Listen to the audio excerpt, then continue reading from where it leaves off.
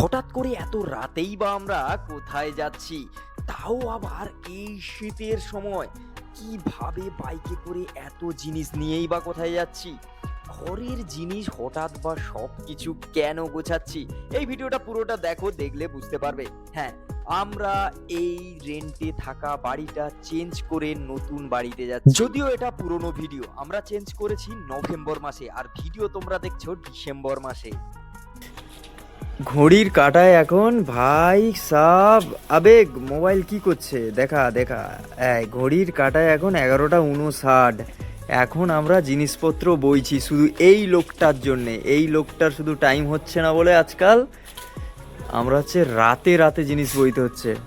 কি আর করা যাবে, কপাল ভাই কপাল। দিনের বেলায় যেহেতু কাজ থাকে, সেই কারণে আমরা রাতের বেলা এইভাবে জিনিসগুলো নতুন বাড়িতে শিফট করছি।